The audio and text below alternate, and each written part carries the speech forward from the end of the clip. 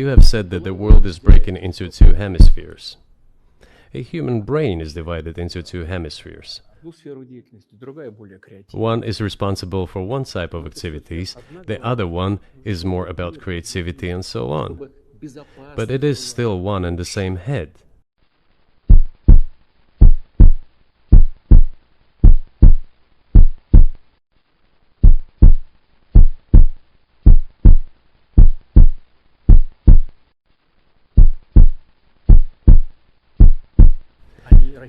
The world should be a single whole. Security should be shared rather than meant for the golden billion. The AIDS epidemic broke out, claiming huge amounts of life in third world nations, as well as amongst the growing black and Hispanic population of America. It was said that the virus originated from green monkeys in Africa and was later passed on to the local population through either acts of bestiality or through consuming them as food. From there on, AIDS spread like wildfire across the African continent and later on to the rest of the world, claiming millions of lives. However, the story was just a smokescreen. On June the 2nd, 1988, the Los Angeles Times published an article refuting the idea that the human AIDS virus originated from green monkeys. It uncovered evidence that the DNA composition of AIDS was totally inconsistent with that of green monkeys. In fact, it could be proven that the AIDS virus could not be found anywhere in nature and could only have ever survived in the human biological system. If the virus did not exist anywhere in nature, the question is raised as to where exactly the virus all of a sudden stemmed from. On July the 4th, 1984, the New Delhi newspaper in India called The Patriot published an article making the first detailed charges of AIDS as being a counter-biological warfare agent. An anonymous American anthropologist was quoted claiming that AIDS was genetically engineered at the U.S. Army's Biological Warfare Laboratory at Fort Detrick near Frederick, Maryland. Then on October the 30th, 1985, the Soviet journal Literaturная Gazeta repeated the charges made by the Indian newspaper, making it on October the 26th, 1986, the Sunday Express became the first Western newspaper to run a front-page story confirming the findings of the Indian and Soviet newspapers entitled AIDS Made in Lab Shock. The outbreak of AIDS has been linked to vaccine programs around the world. The internationally respected London Times newspaper published an article at the front-page story on May the 11th, 1987 entitled Smallpox Vaccine Triggered AIDS. The article establishes a direct correlation between the smallpox vaccine administered by the World Health Organization to an estimated 50 to 70 million people in different Central African countries and the subsequent outbreaks of AIDS in those regions. The World Health Organization is the medical wing of the United Nations. The evidence suggests that AIDS is a genetically engineered virus spread through vaccination programs in third world countries, germ warfare against the innocent and the weak, aimed at eliminating an entire populace off the face of the earth. AIDS is nothing other than the modern-day final solution, and all of this for the purpose of installing an economic policy that would give complete global domination to the Masonic West. However, for the Freemasons' economic domination on its own... You for sure. Someone who is interested. But in this case, we should not only look for someone who is interested, but also for someone who has capability. Don't you have anything better to do? You have issues on the border, issues with migration, issues with the national debt, more than $33 trillion. You present it and win a propaganda victory.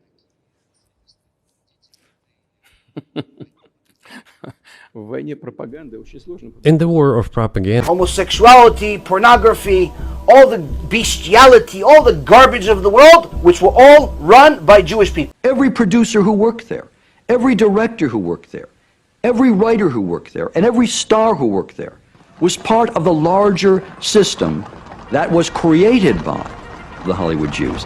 And it is very difficult to defeat the United States, because the United States controls all the world's media and many European media. The ultimate beneficiary of the biggest European media are American financial institutions. Don't you know that? So it is possible to... Homosexuality, pornography, all the bestiality, all the garbage of the world, which were all run by Jewish people. Deze mensen, de meeste daarvan, hadden een Luciferiaans geloof. Hun diende dus iets onstoffelijks. Hun diende wat zij noemden Ours. Is that going away as the reserve currency, the universally accepted currency? How have sanctions, do you think, changed?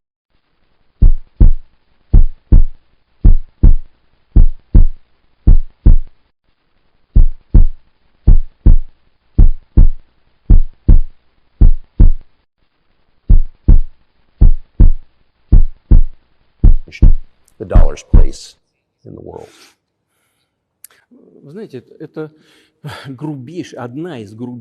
You know, to use the dollar as a tool of foreign policy struggle is one of the biggest strategic mistakes made by the US political leadership.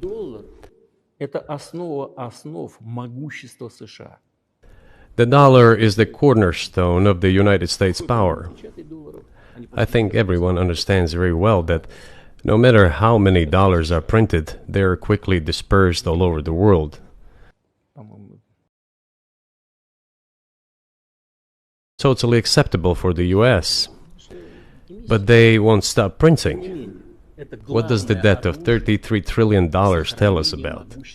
It is about the emission.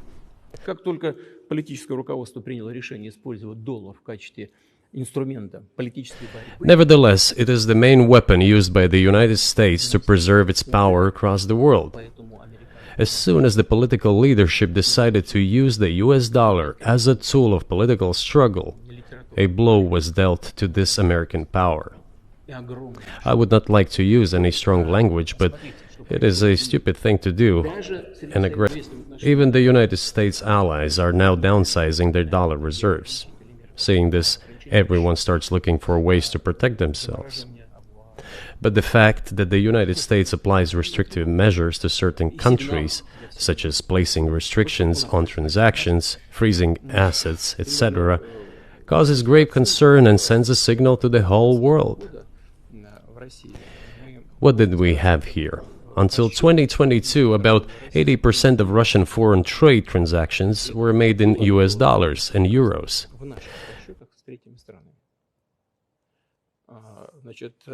US dollars accounted for approximately 50% of our transactions with third countries, while currently it is down to 13%.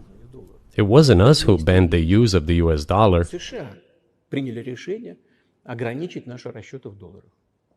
We had no such intention. It was decision of the United States to restrict our transactions in US dollars. I think it is complete foolishness from the point of view of the interests of the United States itself and its taxpayers, as it damages the US economy, undermines the power of the United States across the world. But why did the United States do this? My only guess is self-conceit. They probably thought it would lead to full collapse, but nothing collapsed. Moreover, other countries, including oil producers, are thinking of and already accepting payments for oil in yuan. Do you even realize what is going on or not? Does anyone in the United States realize this? What are you doing? You are cutting yourself off. All experts say this.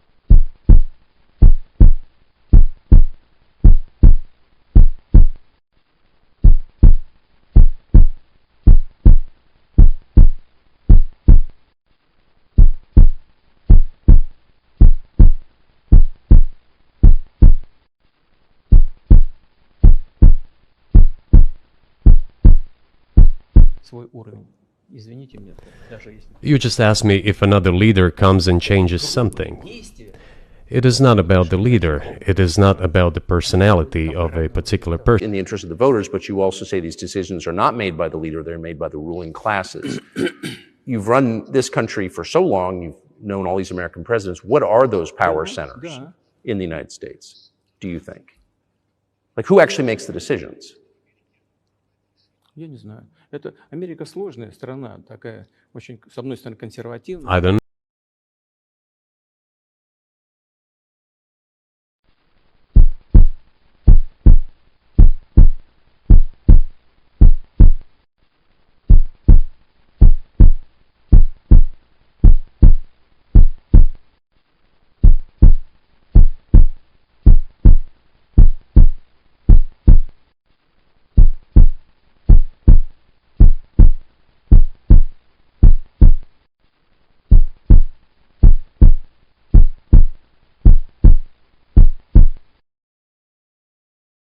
You've said you're Orthodox.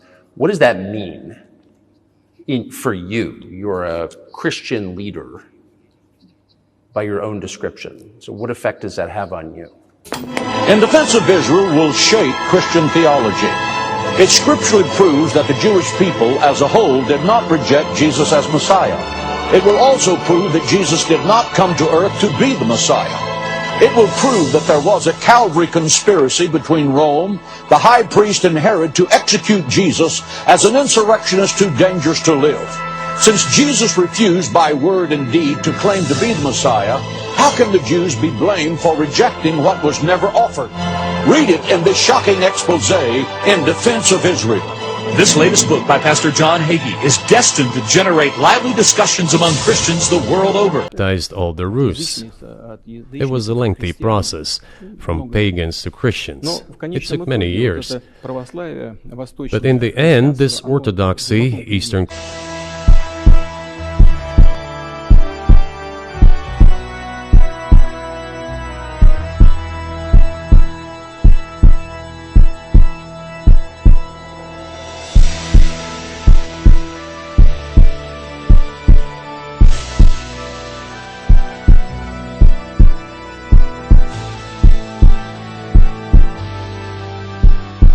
Christianity deeply rooted itself in the consciousness of the Russian people. When Russia expanded and absorbed other nations who profess Islam, Buddhism, and Judaism, Russia has always been very loyal to those people who profess other religions. This is her strength. This is absolutely clear. And the fact is that the main postulates, main values are very similar, not to say the same, in all world religions I've just mentioned, and which are the traditional religions of the Russian Federation, Russia. By the way, Russian authorities were always very careful about the culture and religion of those people who came into the Russian Empire. This, in my opinion, forms the basis of both security and stability of the Russian statehood. All the peoples inhabiting Russia basically consider it their motherhood. If, say, people move over to you or to Europe from Latin America, an even clearer and more understandable example, people come, but yet they have come to you or to European countries from their historical homeland. And people who profess different religions in Russia consider Russia their motherland. They have no other motherland. We are together. This is one big family, and our traditional values are very similar. I've just mentioned one big family, but everyone has her own family. And this is the basis of our society. And if we say that the motherland and the family are specifically connected with each other, it is indeed the case, since it is impossible to ensure a normal future for our children and our families unless we ensure a normal, sustainable future for the entire country, for the motherland. That is why patriotic sentiment. We will not sit down. We will not be silent. We are the worst nightmare of the anti-Semites of the world. The victory is going to be ours.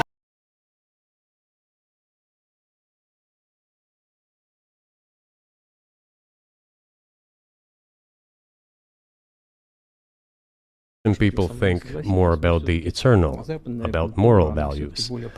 I don't know, maybe you won't agree with me, but Western culture is more pragmatic after all.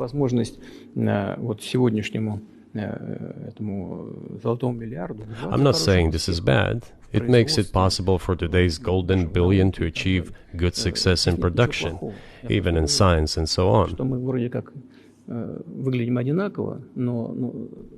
There's nothing wrong with that. I'm just saying that we kind of look the same, but our minds so are do you built a see little the different. supernatural at work as you look out across what's happening in the world now? Do you see God at work? Do you ever think to yourself, these are forces that are not human?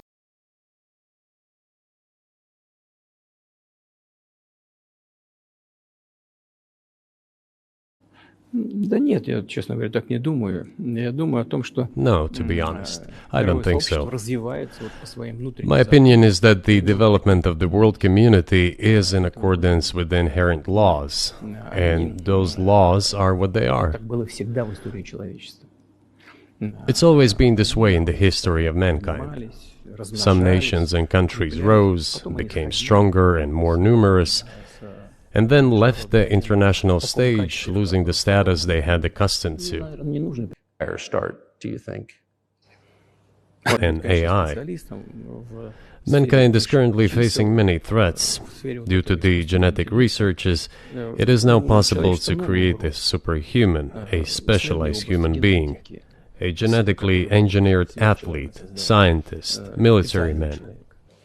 دخلوا عليه جينات فصيلة حيوانية وسموا الكائن ده كاميرا، وبعدين انتقلوا لمرحلة إنتاج إنسان آلي بيولوجي مهجن من الإنسان والحيوان. يعني أضافوا دروع آلية وزرعوا أجهزة كمبيوتر صغيرة، والعلماء في مؤسسة للبحث العلمي قالوا إنهم متوقعين إنتاج جيل من الكائنات دي سنة 2025. وسموا الجيل اللي هينتجوه في سنة 2025 ده باسم ثمرة التغيير البيولوجي الإحيائي. نمرة 2، العلم اتجه ناحية إنتاج إنسان عشبي بيتغذى على العشب، وإنسان كلوروفيل، يعني إنسان هيتم استبدال جهازه الهضمي بالكلوروفيل بحيث يقدر يتغذى ذاتيا عن طريق عملية التمثيل الضوئي زي اللي بتحصل في النبات، وسموه الإنسان الأخضر. والإنسان ده المفروض إن سبب الأبحاث إنهم عاوزين إنسان موفر للغذاء. تالت حاجة، حصلت تجارب وأبحاث في اتجاه إنتاج إنسان فضائي يقدر يعيش في ظروف الكواكب التانية. يعني باختصار There are reports that Elon Musk has already had a chip implanted in the human brain in the USA. What do you think of that? Well, I think there's no stopping Elon Musk. He will do...